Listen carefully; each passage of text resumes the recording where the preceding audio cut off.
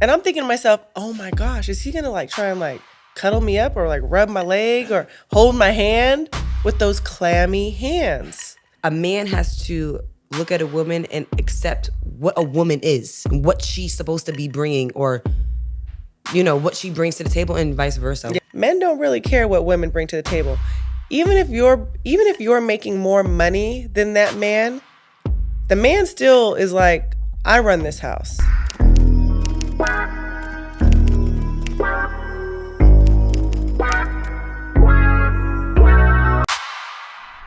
I spend so much time talking to my clients about the importance of proper nutrition outside of the gym. And the number one area of struggle is not getting enough protein. So Boss and Kevin developed Vita Hustle 1 superfoods for this very reason.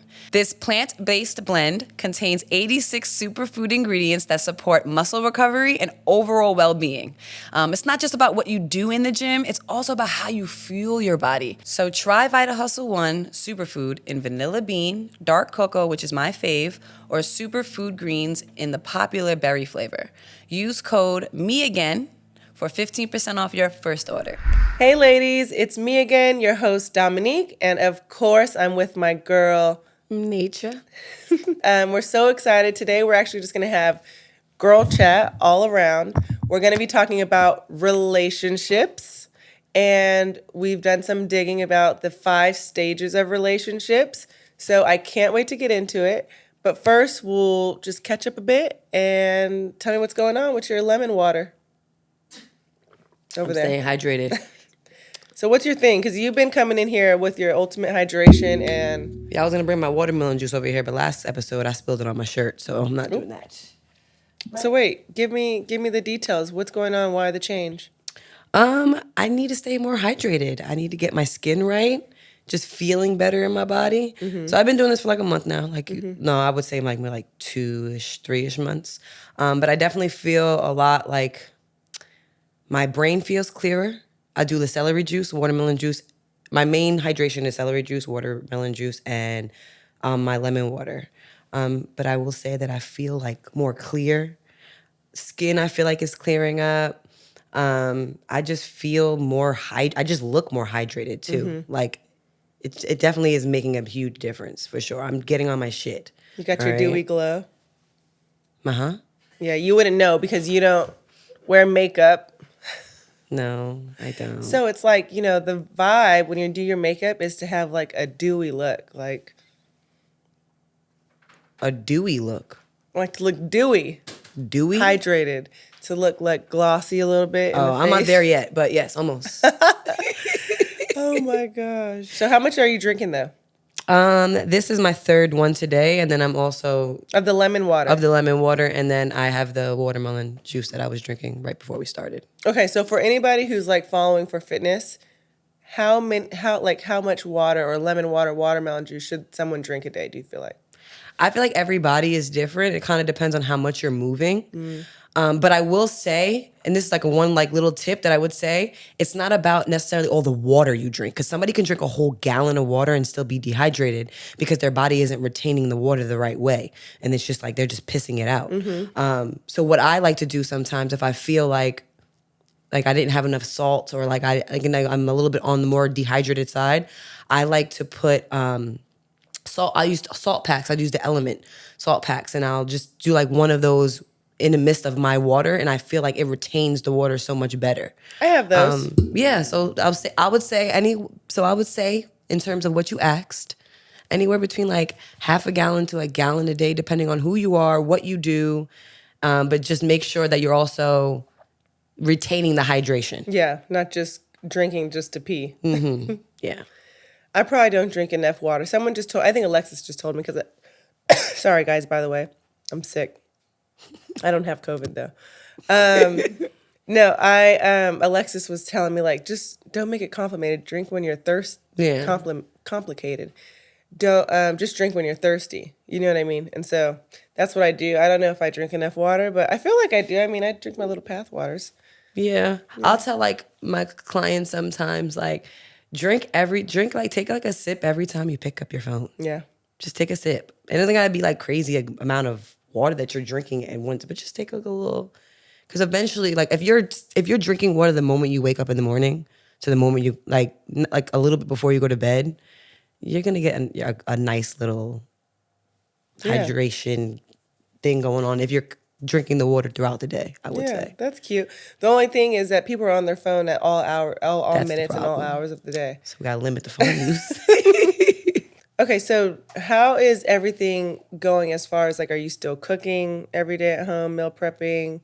You're obviously juicing, you're drinking your water. Like, what's that like in your household?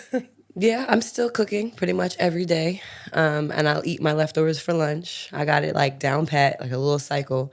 But I will say that I've seen such improvement on my own end. Like even when it comes to like my day to day, like my creativity, just what I'm doing, the amount of energy I have to do different things, and then also like on the fitness side, like. I mean, I've been in the fitness space for so long in the sense of like always working out myself, but now it's like I'm also honing in on different goals that I want to achieve. And now that I'm eating better and hydrating, just those two alone, I feel a drastic change in the gym. And I think that you kind of, what's that word that I'm looking for? You kind of get like you don't really realize, like you could go to the gym every day, right? And work out every day, but you don't really realize like all those other little increments that you do throughout your day really, it takes it as a whole. Affects your results. It affects everything. Like, for example, a lot of people are like killing themselves in the gym and then they're like, damn, like I'm not seeing the results that I want, but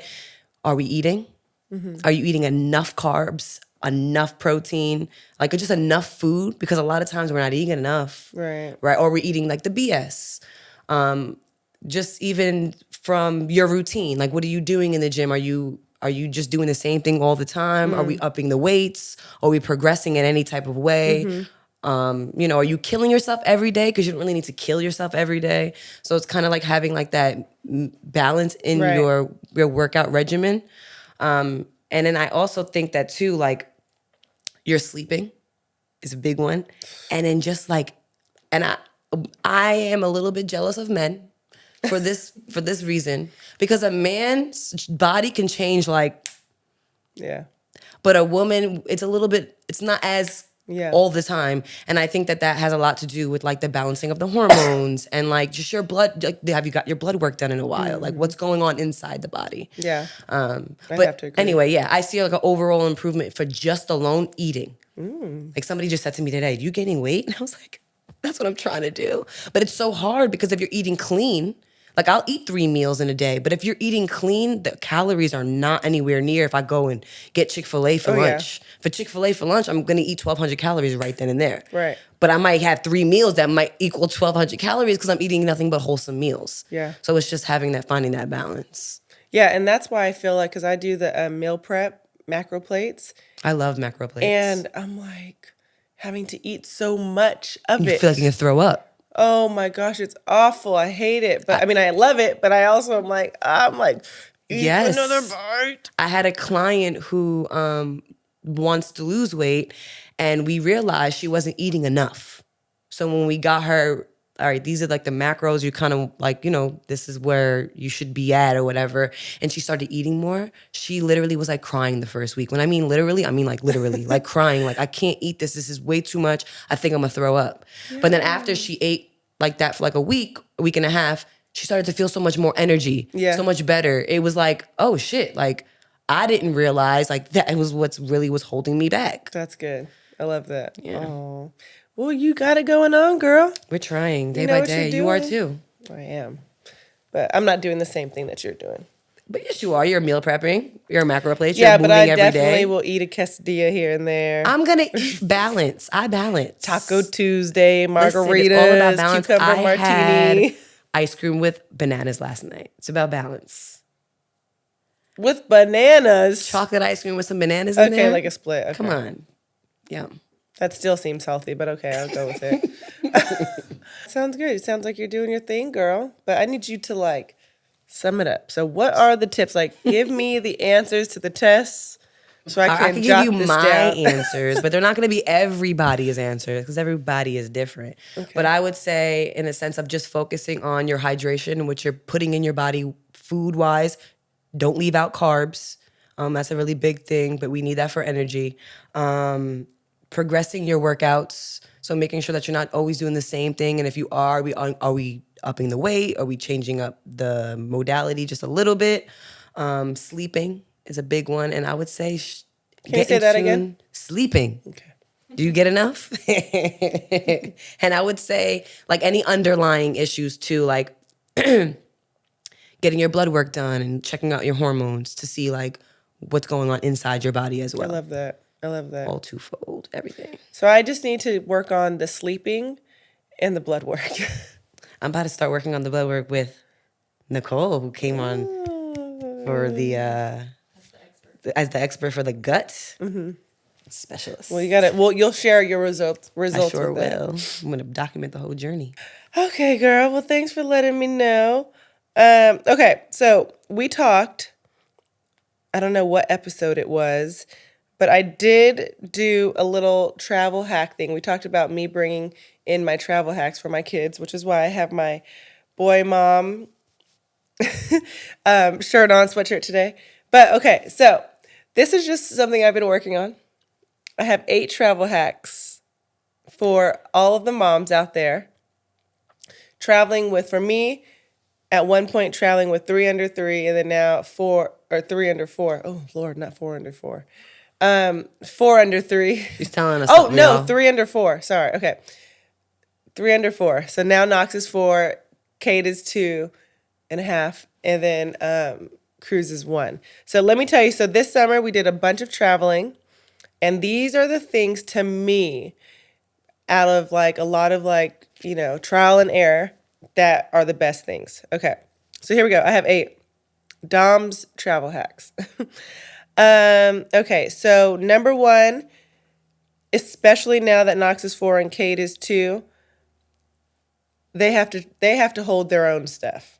Okay. So yes, ma'am. I now pack them a backpack, their small little backpack that has like all of their snacks, which is another thing that I have on here.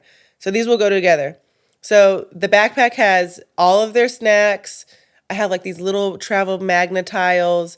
It has like the invisible ink, coloring, all of their activities and snacks. Snacks is a big one. Snacks in the backpack. So each of them, they have to wear their own backpack to the airport. They know it. They have their water bottle in there. That's it. Okay, so that's number 1. So and 2. So they have their own stuff, and they have their backpack with all of their snacks and the iPad.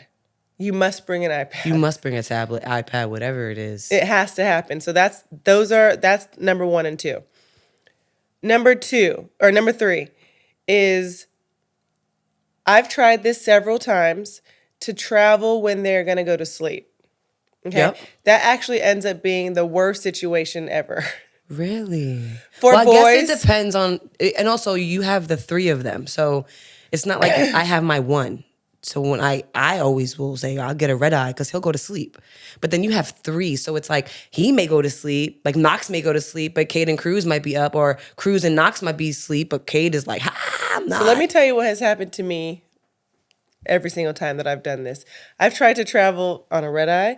I've tried to travel at nap time, especially when they're little. Is most of the time they're so overstimulated that they end up having some sort of tantrum or whatever, because now they're so exhausted, they're overstimulated, they can't fall asleep, and it's a whole shit show. So now I always make sure that the kids are rested before we get on the plane, because I can't do the tantruming and the bad attitude, and it's just too stressful, especially now that like right in the morning for 3. you, huh? So I like to travel either in the morning, or, normally I like to get like an 8 a.m. flight or something like that. That's perfect. And, when you're traveling with kids, I love a Redeye. If I'm going East Coast, it's just not happening. I'm not doing a Redeye flight with my kids, because then when you land, they also are extra tired. It throws off the whole thing. So I always make sure that I travel when the kids are rested. I don't have them traveling through exhausted. So that's a big moment for me. 4th one is, make sure that you have Clear or TSA. That part. You cannot be traveling through those airports with those long old lines, especially don't let you be in Atlanta or something like that. Where was I? You will be tortured. Oh, when I was going to Cabo. When I was going to Cabo, and I don't have Clear or any of that, I thought I was gonna miss my flight. It was just stand still. I was like, oh yeah. And that was in that moment I was like, all right, let me get Clear. And I'm over here trying to do the Clear. But it started moving and I made the flight. But I can attest to that. You need Clear. You need something you that have gets you to. there a little quicker. Yeah, but with the kids, there's no way that you're going to have these kids just standing in this line. It's awful. So you have to have Clear TSA. They don't let you go past since you have the little one. No, of course not. That's so funny because when I had Narique in a stroller, when I was in Jersey, it would only be when I leave from Jersey for real though. Now I'm thinking about it. They would like let me skip the line. Like you know how they let the wheelchair people skip the line? Well, When I that had was him as something different you were small. doing. I don't know. They They do not let you. me. They do not let you skip the line. And even nowadays, it's even worse because sometimes it's like they'll let you just walk the stroller through, take the baby out and walk the stroller through. Nowadays, they're like, you need to fold this up, da da da da da. Which is my next point. My fifth point is to have that Duna. I Oh. wish I could get a deal with Duna or something like that, which I'm not having any more kids, so that's over. But it is the best thing. It's a collapsible stroller that turns into a car seat. Yeah. So that is like a number, like that's a must. You have to have that damn Duna because you take it right through. It can fit through the metal detector and everything. Or not metal detector, the, what do you call it? That little slider. X-ray? Yeah, sorry, I just hit this. Anyways, that Duna saved my life several times. I still cruises out of it now, and I'm sad because the convenience of that damn thing is incredible. So, Duna, you did the thing. I would say every mom needs a Duna. Okay, here we go. Number 6 is to check as much luggage as you possibly can. So this is where Boss and I fight because This is not me. I want to hear this one because I will try to roll everything on. Yeah. Boss does not want to check a bag ever. I want my shit with me. Boss travels as an individual person. Which is different. When I travel as an individual person, I also don't want to check a bag. But when you have 3 children and you have all of their stuff and their backpacks and their this, and they got to go potty and they got to do this, you cannot Have a carry-on for everybody. have carry-ons. Period. Absolutely not. So everyone needs to check their bags, and we have to have all hands on deck. I have to be able to move how I need to. I need to be able to take 2 kids at one time. I can't carry a stroller. I mean, I can't carry the stroller and the luggage and the backpacks and the purse. And then Cade doesn't want to hold his backpack. Ooh. But No. you have 3, so I get it. 3 is crazy. Yeah, I get it. Because my one, I'll try to thug it out. With I'm Knox, trying I to used to. push the stroller and pull the carry-on. I got this book bag on my back. The other book bag is under here. Oh yeah, that's doable. It's not done. It's not So these are feasible the for travel hacks for 3 under 3. I mean, 3 under 3, 3 under 4. That you just have to go with. But, whatever, teach his own. But I think all moms can also take this. Okay, so check as much baggage. Okay, so number 7 is one of my tops. A mom told me this when I was on a flight to Hawaii, and Knox was screaming his behind off. So, Peanut gallery. okay, so I hold have on. that. Before we go into this, I have that. What about the luggage that they can ride? No. I have that, guys. That is a gimmick. I used it once. That is awful. I used it one time. Absolutely not. But I will say the thing that I have, I forget what company it's called. Oh my goodness, I can't remember what it's called. But you ride it, but it really is like a bed. So like when you get into the plane, why are y'all laughing? When you get into the plane, you like take it out and like you like flip it and there's like a little mattress and it like goes it goes here. Now my son's way too big for it, but like he was sleeping on it. Okay. Like it was like a little So bed. again, we're talking about one child. Yeah, it's just one things. child thing. Yeah, you can't This do is with a 3 one of them. child. People who have multiple kids and moms, That for are anybody small. who is going into the next transition of 2, 3, 4 kids, whatever it is. I don't have 4 kids, but I can just tell you my experience with 3 kids. I'm so damn confused. I don't even know how many kids I have. But all that stuff, like that little oh, it looks so cute, like it would help, is stupid. I wasted $200. I did. And it is a waste. It is. I wasted $200. Because let me tell you something. If I have my carry-ons and my luggage and the kids' backpacks and then the luggage that they're supposed to be traveling on and then their backpacks too, is this the luggage that they have for... By the way, those things are so small that they can't even fit their I didn't stuff. put too much in there. If anyone is traveling with a little baby, the diapers alone take off half of the luggage. Those things, it's cute and they look cute all going through the airport, which, by the way, there's been times where I've had carry-ons and I'll put Knox, and he likes to ride or whatever, and that's all fine and well, but it's a big adult suitcase, okay, with a bunch of stuff in it. What you need is a stroller, like the Yo-Yo, another great stroller, that has all of the pieces. So you can actually put, the 2 kids. So you can have one stroller and then one standing bar. And then you push it. So there's 2 kids that can go on there. And then luckily the older kid, Gotta walk. he Sorry, walks. buddy. Yeah. So that's another thing. It's like parents need to stop treating their kids their older kids like they're like a 1-year-old child. Like the boy can walk. They'll be having like a 12-year-old in the stroller. I'm like, get up. Like me in the stroller. You know what I mean? So you're so stressed. You got the 12-year-old, the 8-year-old, the 3-year-old, and the 1-year-old all in strollers. That sounds nuts. They do be some big people in the You know what I mean? Like, no. Kids be big, man. But it's crazy because I put my son in a stroller the last time we went to New York last year, and he was only 3. Which is very reasonable as a 3-year-old. And I looked at him and I was like, oh, buddy, you can't be in this stroller no more. You are one of those kids. You're huge. You got to walk. Like, it's time. You have to walk. Cade is getting in the stroller, and Cruz obviously is in the stroller. Cade takes way too long. He's like jumping and doing flips and stuff. And I'm like, we got to get to the gate. Okay. Knox is like up in his game. He actually... Well, I was having 2 strollers at one point because I had the Duna, then I had Cade's stroller. So he would take one of the strollers and he would walk the stroller. So he would be my helper. And then, you have whoever you're traveling with. But anyways, those are very important travel hacks. There's so many that I can tell. Now I'm thinking about it. It's like, because with the baby, oh gosh, don't talk about traveling while breastfeeding. Or they need the milk and you got to store the milk and the this and the this. That's a whole nother conversation of I remember that. A breastfeeding mom traveling, especially if they need bottles. You know what I mean? It's a whole, now I'm thinking about it, it's like we need a whole motherhood episode of what you experience as a mom. Because I remember thinking okay, I can't sit here and breastfeed on this plane. I have low production right now. I'm stressed. I need to bring the bottles.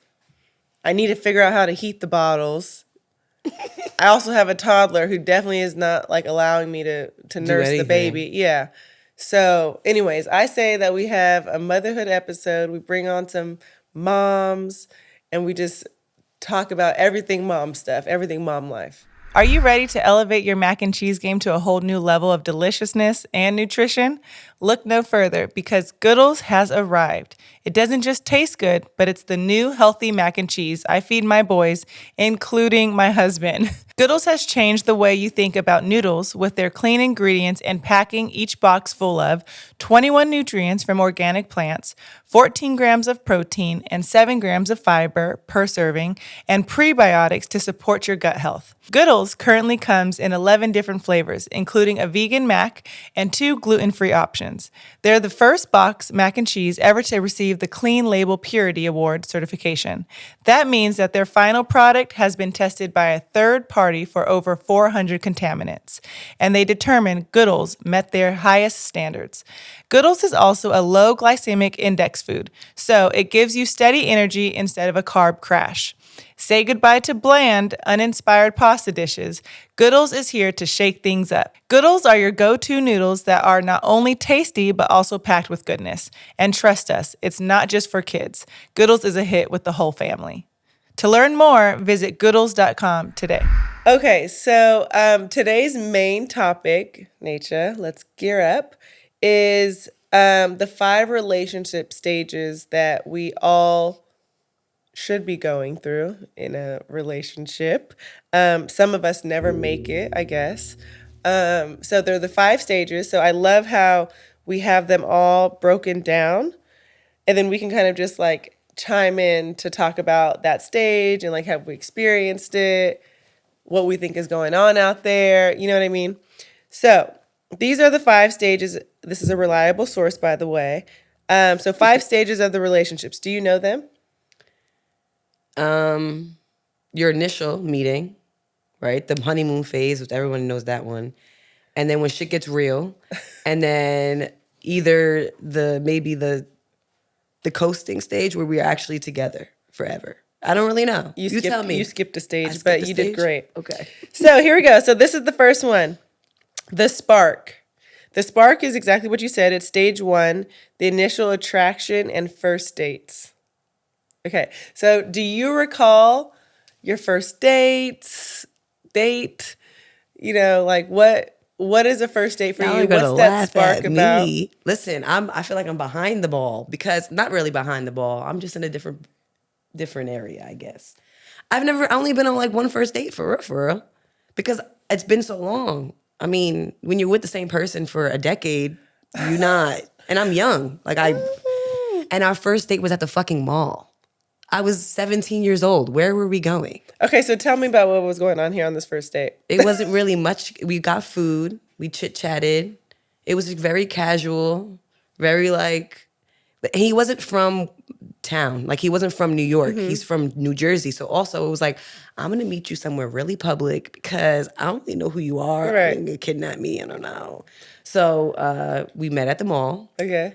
And we got food. We ate food. We chit-chatted. And that was about it. Okay, so do you think that's a proper first date? Yeah, I feel like it depends on who it is. I feel like there's no wrong first date. Okay. Depending on who you are, in a sense. I feel like that worked for me at 17 years old. Now, taking me to the mall now and saying it's a first date, I don't really know about that. You might have to take me to a restaurant, like an actual, let's go out to eat. Not the mall, but yeah. Okay. What about yours? Yeah, okay, so yeah, I did. Ooh, sorry. Tell me the best and the worst. Yeah, okay, so I have, so my first date with Boss, I don't know if I would say, it kind of gets a little blurry, but yeah, he would take me, we went to dinner. It's actually a very cute first date. So we went to dinner. I don't know, I can't even remember where we went, but we went to dinner, and then we would go to the beach, like the lifeguard tower, and just sit on the lifeguard tower at night cool. and just talk. Yeah. And so that was definitely our first date, but then it turned into like the stage, like this was our relationship. So we would go and we would just talk about life. And so those were our initial like connections and building together of like, oh, okay, I really like this guy. You know, he's intriguing. And I guess he started liking me too. So that was the first date. I think it was a proper first date. I will have to say that in high school, I did have this guy take me on a first date, and I left the first date. I left him there so this is hilarious, actually. So we're going, and like he was like a guy that everyone liked. Like he was like, you know. And so I meet him. He was older. I was in high school and he was in college. So I meet him, and he's like driving me we're going to the movies. We're going to do movies and dinner. And so he's driving me to the movies, and I'm looking at his hands on the steering wheel, and they're like clammy and short. And I'm thinking to myself, oh my gosh, is he going to like try and like cuddle me up or like rub my leg or hold my hand with those clammy hands? And if anybody knows me, that Clammy hands is a crazy situation. Because if your hands look like that, well, what are your feet looking like? You know what I mean? Like, What your if he feet, had a disorder? You know, there's No, a disorder that no, you just no, no. sweat from the limbs. No, Naycha. I forget what it's called. No, Naycha. He could have been a kind-hearted person. He had this clam situation going on. And I think he had something else going on with his thumbs. But I'm not going to say that because sometimes people have those type of thumbs where it's like, you know what I mean? Let me see your thumb. Okay, your thumbs are fine. Everybody's thumbs, let me see. Okay, Rob, let me see your thumbs. Make sure I'm not talking shit. People have that cut thumb, that thumb that's like so like cut off. You know what I mean? So I said, "Oh my God, how could I not have noticed this?" But I had never hung out with this guy before. He just wanted to he got my number from somebody. He wanted to take me out. So we go out, and the whole time I'm thinking, "Oh my gosh, his hands."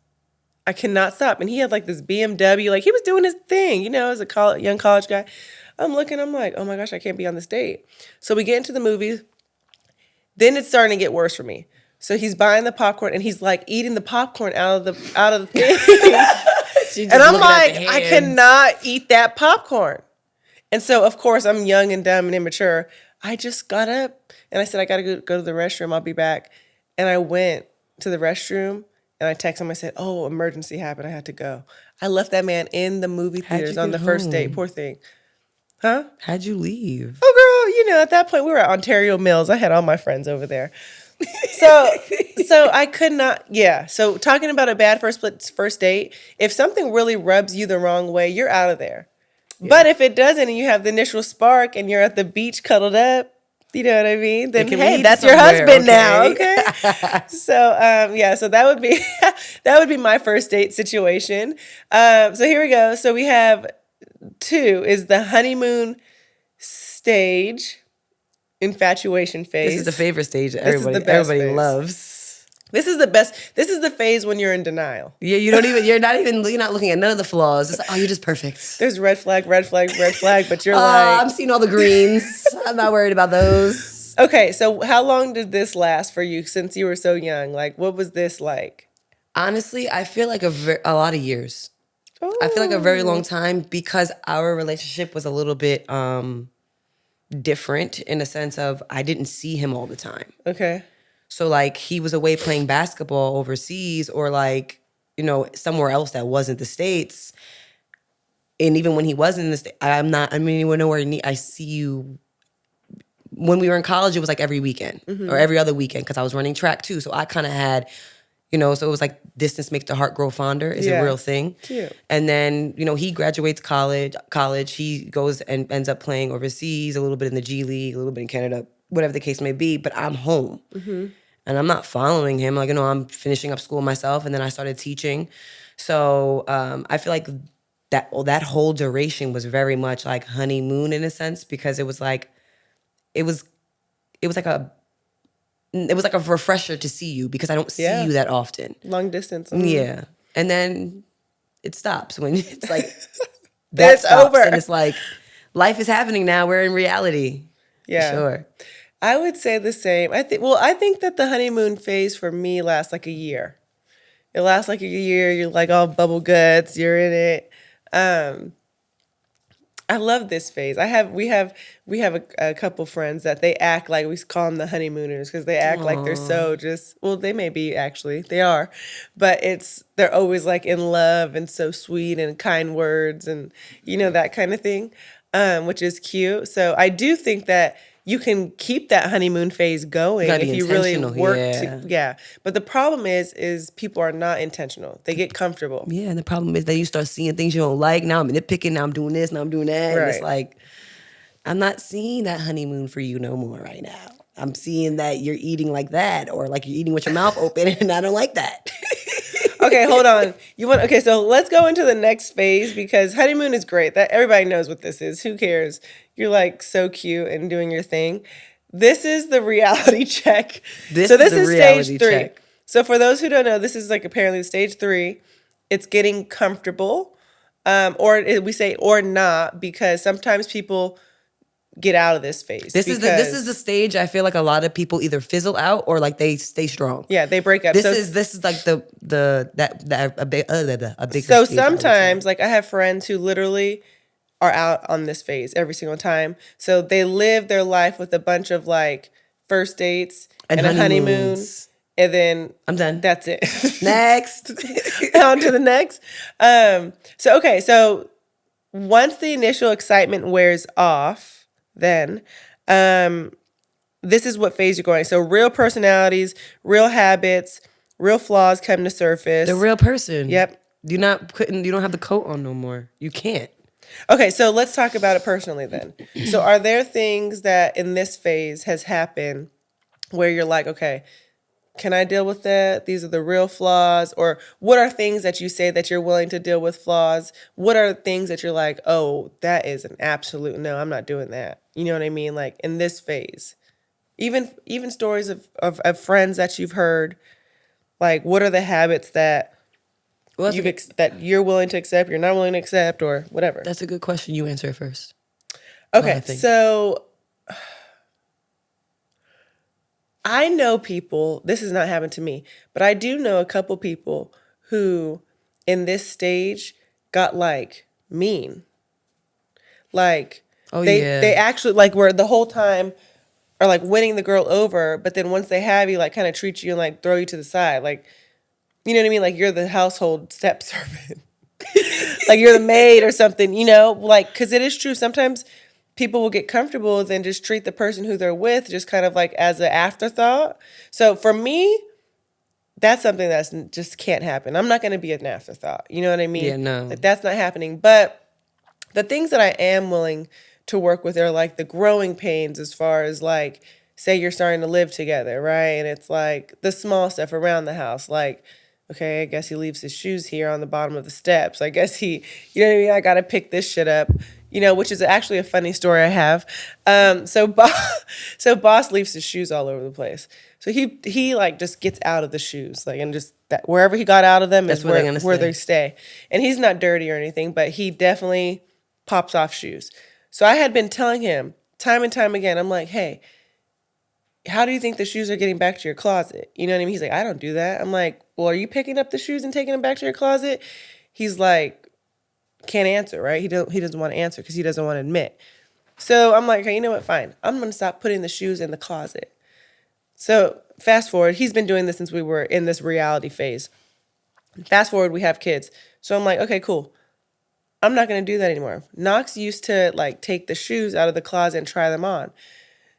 Make his closet a mess. So this time around, I go around the house to the gym, the guest house, kitchen, laundry, wherever. I put all the shoes. I say, I'm not going to put them up in the closet. I'm just going to throw them on the floor in the closet. I'm not putting them in the shelves. There's about 20 pairs of shoes on the floor, right? So he comes to me. He opens his closet up. The shoes are on the floor. He's like, Dom, why would you let Knox come in here and just take all my shoes out? And I'm like, that wasn't your son. That was you, buddy. yeah, Knox definitely did not take those shoes out. Those are all the shoes that have been around the house that you've been leaving around the house, that you say that you have not left around the house. And so he's like, oh, quiet. And so it's just so funny because that's the kind of stuff that's obviously pesty and annoying. But you could work we through stuff we like can work that. through that. Yeah.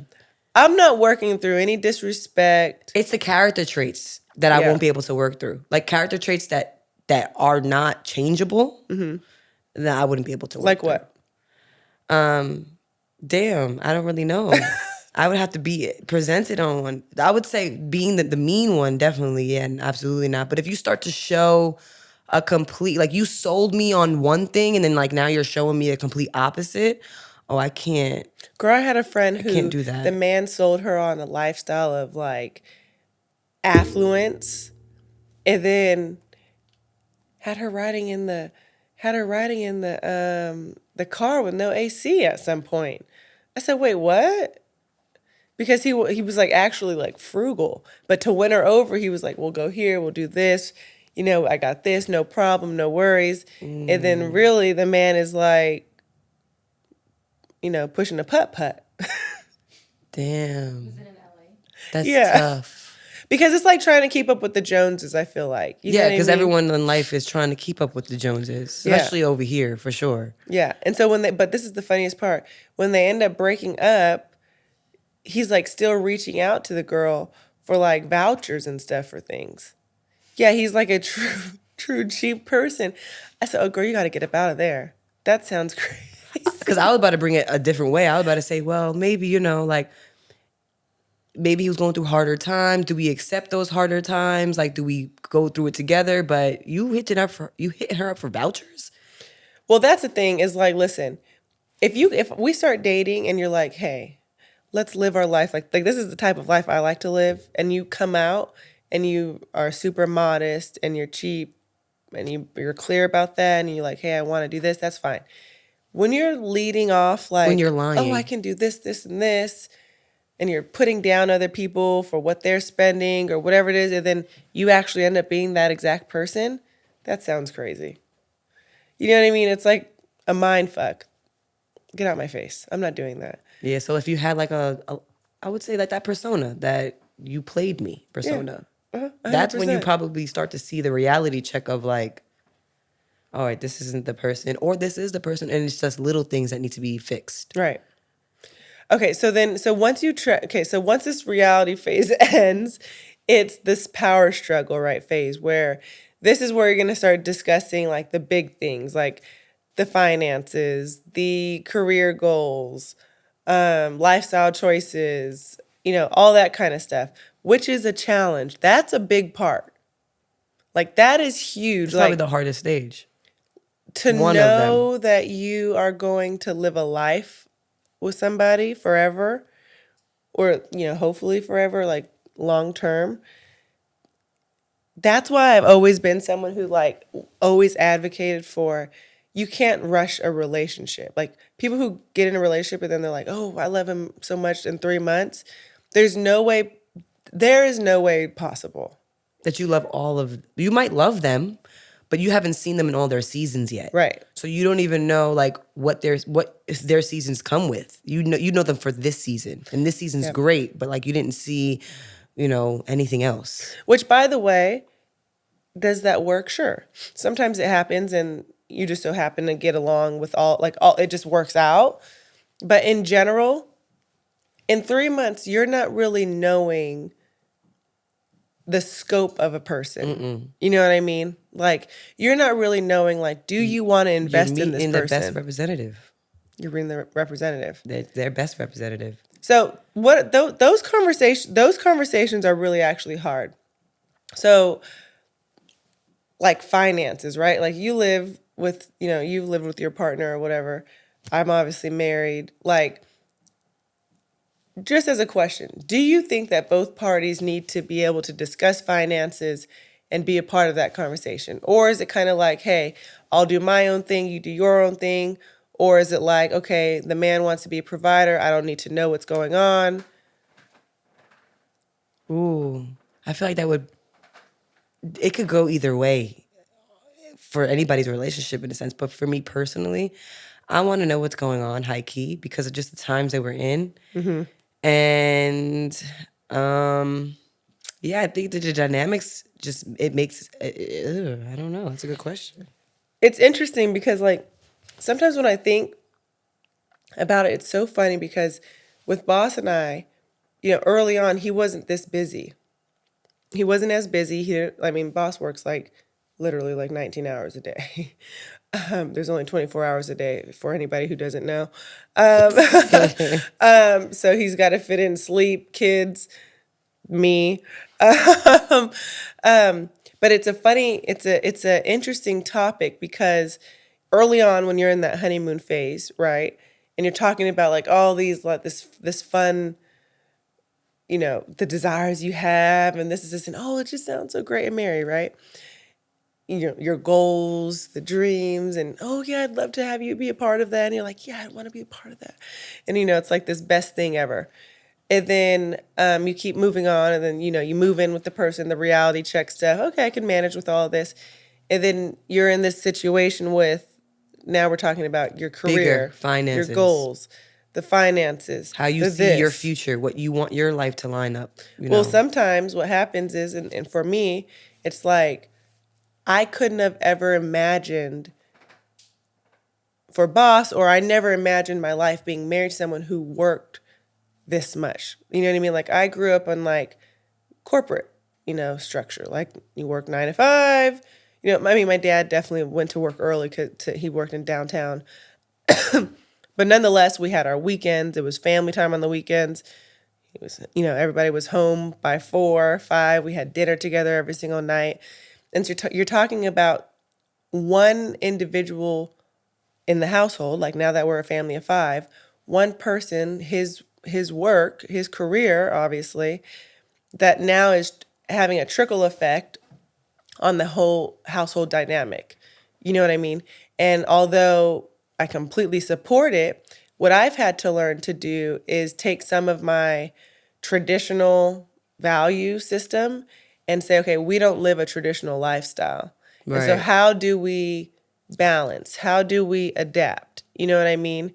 Because that's a challenge. Like you're talking about, it's a challenge for me as a mother. You know what I mean? Because now I'm like the one who's the default parent, basically. Your primary. You're talking about a challenge as like time, individual quality time spent with someone who has 30 jobs. You know what I mean?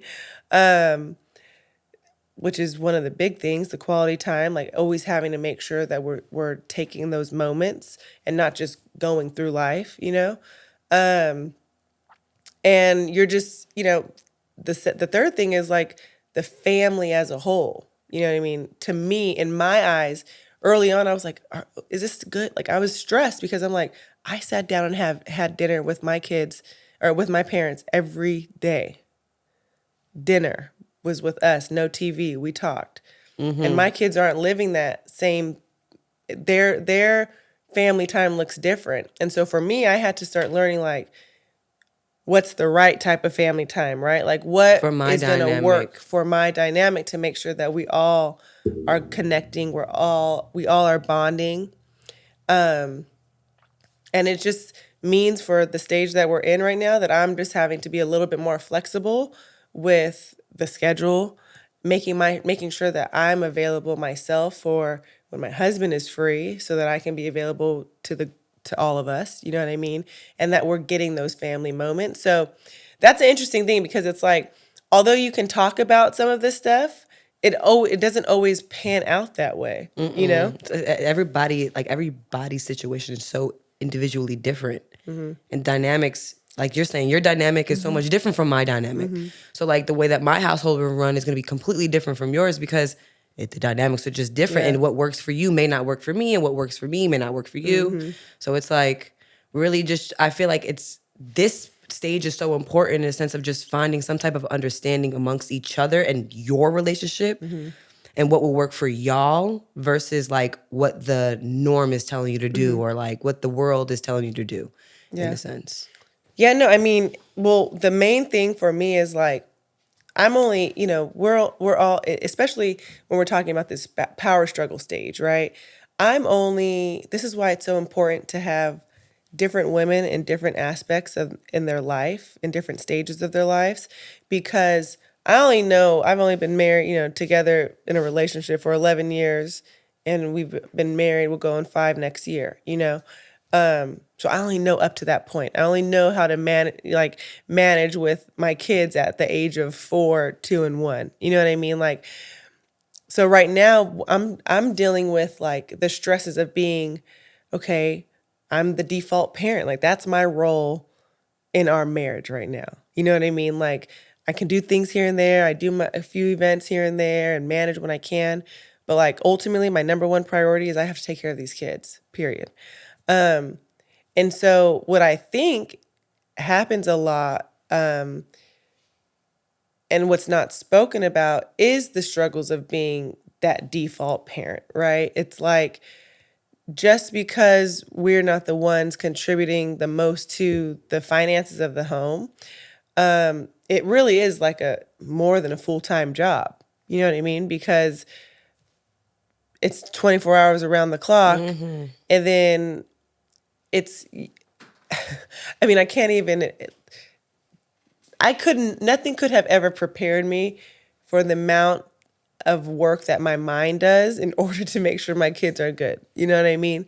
And so I don't know if you've experienced that feeling at all of like having to make it all just happen? Oh yeah, You know, for every Nariq? day, every day, just as much. You a default parent? I mean, I don't have three; I only have one, so it's not as. But I will say, it's kind of getting hard. My 4-year-old now, he wants me to do everything with him. He wants to be. He always telling me he had no friend. He has no friend here, so he's always asking me to like play with him and do this and do that. So it's like, I'm like, ooh, this is the terrible fours. This is not no terrible twos. But anyway, I am definitely juggling myself, being the default parent primarily. And I feel like that's no knock to dads because in all reality, when your kids are young, they're going to want mom. And when their kids are young, their mom has everything structured. We're the organizers. We're the ones that put things into motion. Like, dads have their roles too, but like that's like kind of, in our nature. Yeah. We have nurture in our nature.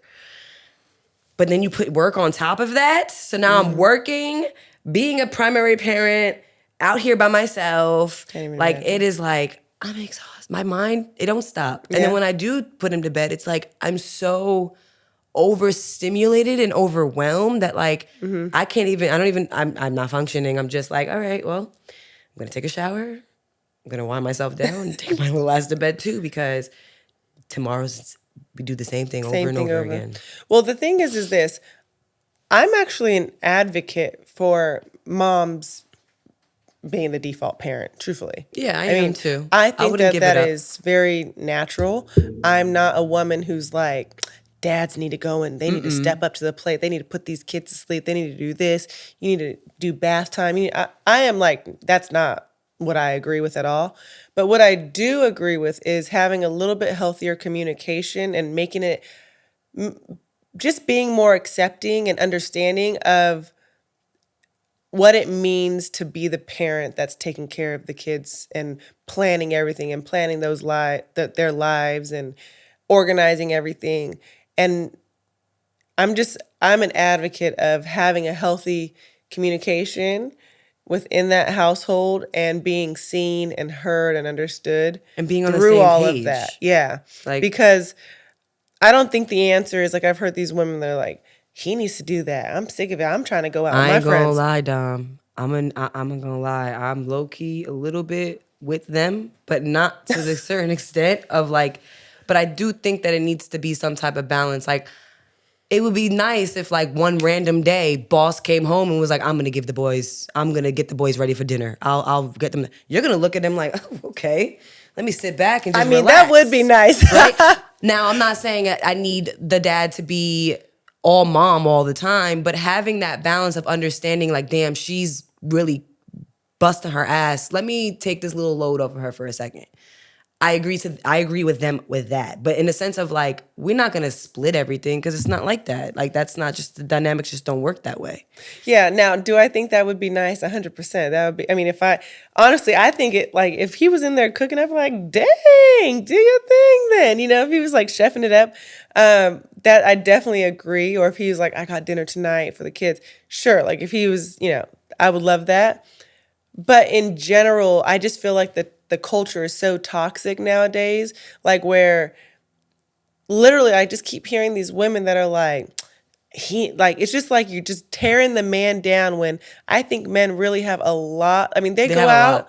they have so much to worry about and stress about and to provide. And even if it's not like they're like the number one provider, but like what they have to fight at work and society and standards is incredible. You know what I mean? And we never give them the grace in that. You know what I mean? And Yeah. so I'm not asking for my husband, and I don't think women in general should be asking for their husband that they need to be on their hands and knees, giving bath time and scrubbing the floors and, doing all that kind of thing. But they need to be willing to understand our position. That part too. But then it goes back to also like, just as much as like the traditional, there's no traditional, it's not traditional anymore. There are some households that are blessed enough to be traditional where like the mother really doesn't have to work and father could go out and really provide. But a lot of these households nowadays, both mom and dad are working. So I feel like that's where a lot of the women are coming from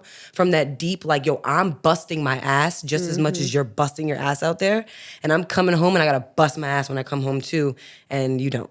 Yeah. And I feel like that's where the disconnect really comes from. And that's where it's like, just being on the same page. Because as a mom, I want to run everything. I want to control.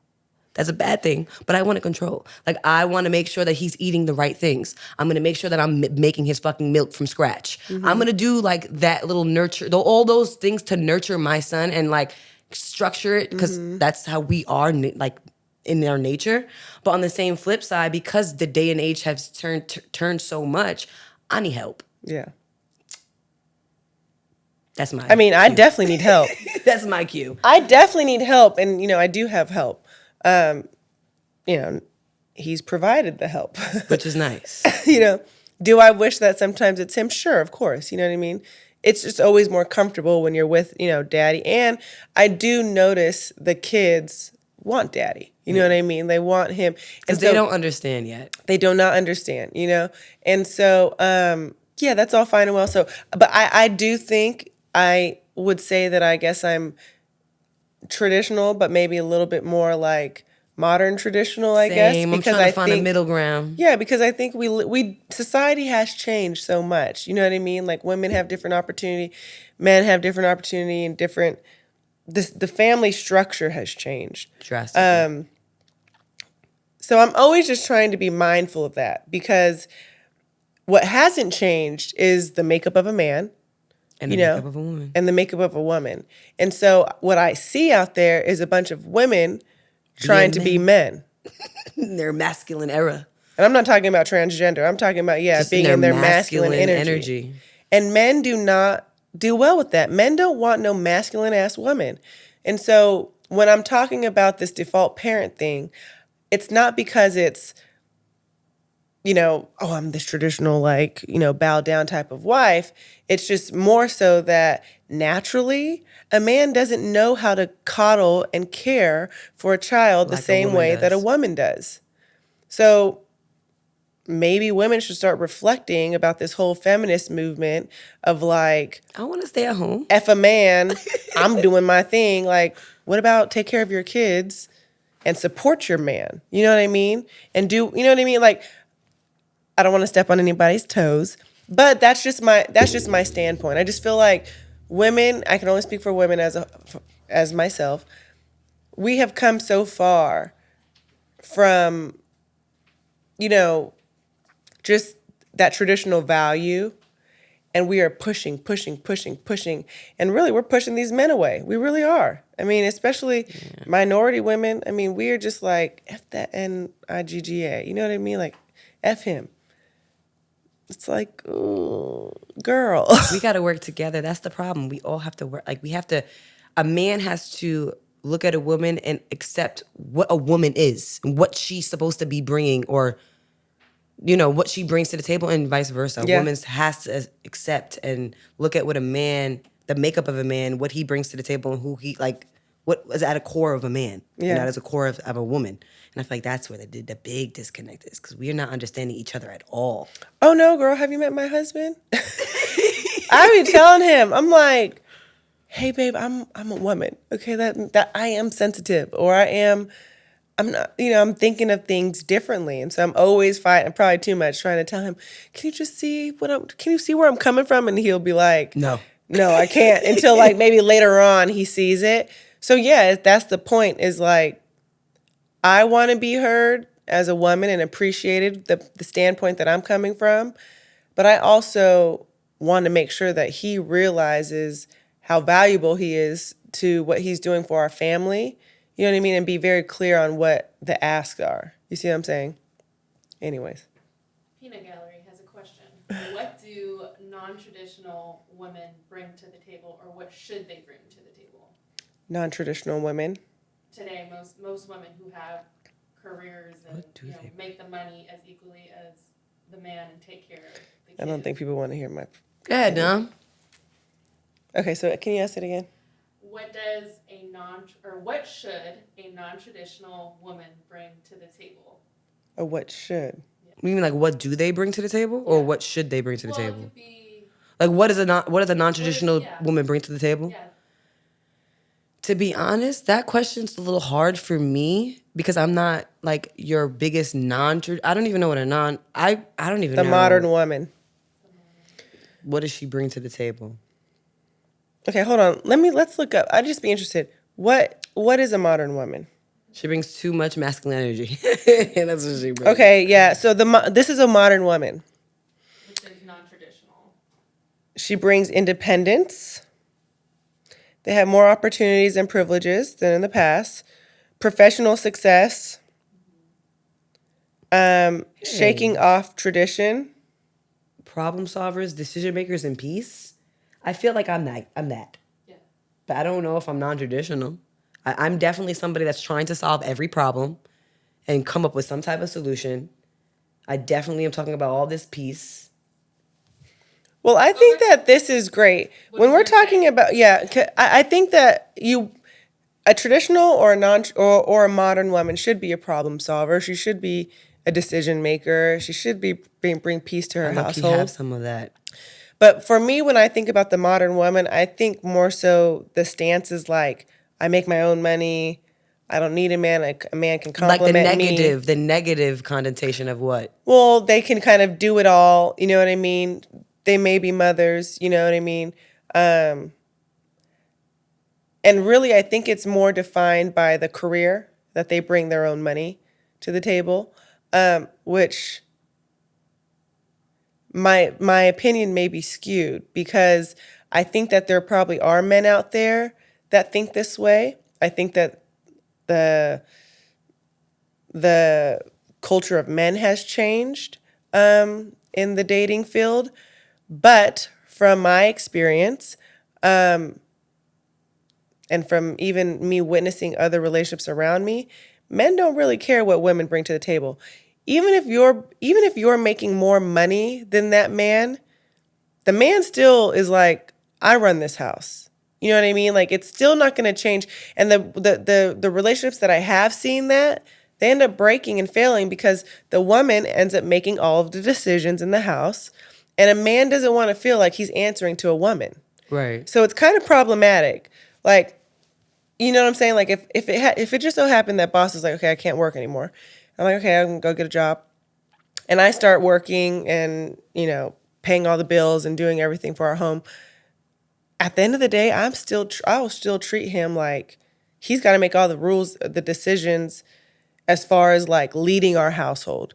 Now, am I obviously making decisions and financial decisions as well because obviously I'm working, but the respect level is always still going to go to him.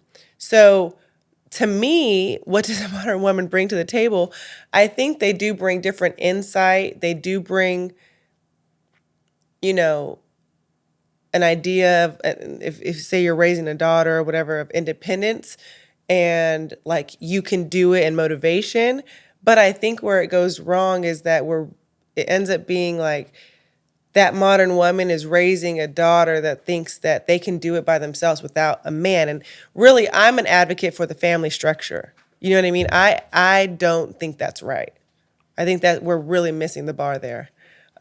So that's a tough question because it's kind of like,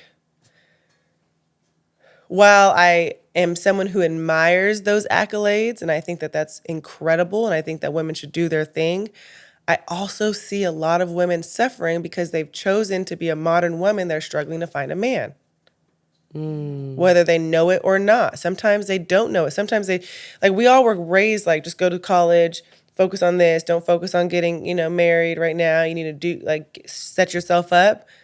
And some of my friends are doing that just unknowingly, and they put their career first. And they don't really have the time for a man. Or some of them truly are like, no, I need now. So now suddenly, because you're an attorney, you need a man who's a district attorney, and he's got to be this. So now you've just cut off your whole, you know what I mean? Like he's got, well, I make at least $250, so he has to make $600K or whatever it is, $1 million a year. And it's kind of like a drastic jump. Now, I'm all for staying in like your bracket in a sense. Like, to be honest, I'm not trying to, like, if she's making $250 a year, of course she doesn't want to be with somebody that's making $50K. Mm-hmm. She's going to want somebody that's going to be making the same or more, because it's just dynamically, that's, especially as a man. That was vice versa, it's different. But as a man also doesn't want to probably doesn't want to feel less than his like, girl. Damn, like you make like tenfold more than I do. So I feel like that is where it does get a little like. Well, you have and to that's kinda the whole date point around. of it. Is this modern woman is great. That's fine. I always support my girls. I'm a girl's girl. You know what I mean? We got to do our thing. But I always say this all the time is like there has to be a balance. So sometimes The middle woman. women will get in over their heads and it's like, girl, dial it back a bit. You know, because it is true. It's like, girlfriend, you do need a man and you don't want to be a single mom.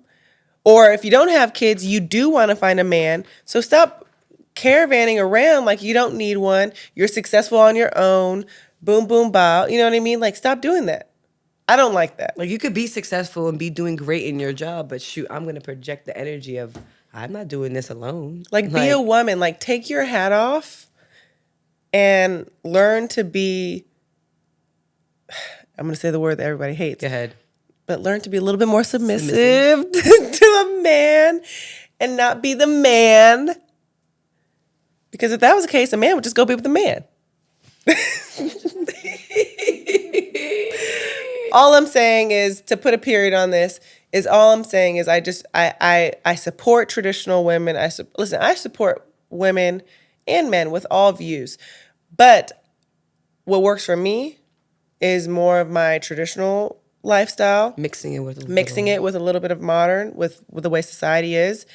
And I just think that, again, speaking as a woman, we can only speak for ourselves, that there is a point where we have to not forget the makeup of a man, who men really are, and, you know, be modern, but also like take that hat off, you know what I mean? And be a woman to your husband or your boyfriend or whatever it is, so that we can all get to stage 5, the stage of love and oneness. and togetherness forever and ever and ever.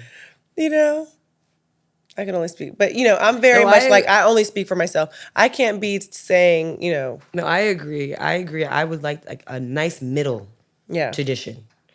Not non-traditional, but not traditional, but finding that balance between traditional and like what's going on now and Yeah. adapting.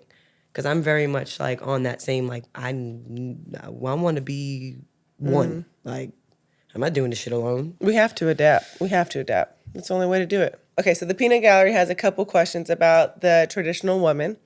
So Naycha, so does your partner or husband still need to communicate everything about finances just because he takes care of them? Like, in that scenario, what do you think?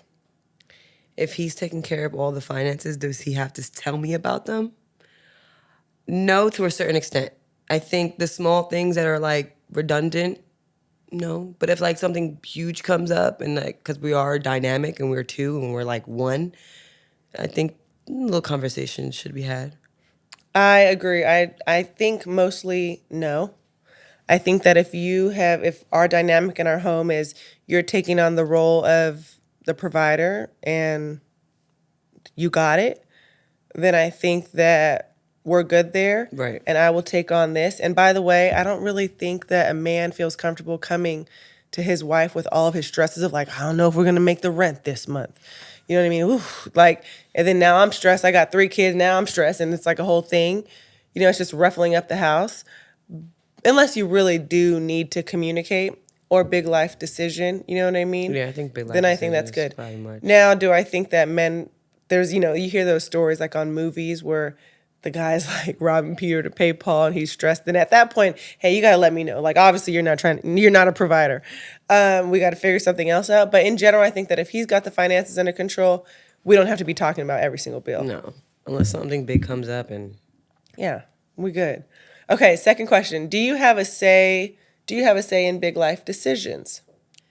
yeah, that's a good one. So like even like a good example would be like when we moved here from the East Coast, that wasn't I didn't want to come to LA. This is the last place I probably would have even thought about coming because why would I move from expensive ass New York to expensive ass New LA? Right. I wanted to go somewhere down south and go hide somewhere. Okay. But, you know, he got a job offer, which brought us over here. It ultimately was his decision. And I told him, do what you want to do. If you want to stop playing ball and you want to move, we can do that. If you want to continue playing ball, do that. So ultimately, it's his decision. But I definitely had a say into it. Yeah. Like, he definitely came to me and told me about it. And I we talked about it, et cetera, et cetera. And I was like, I'm for it.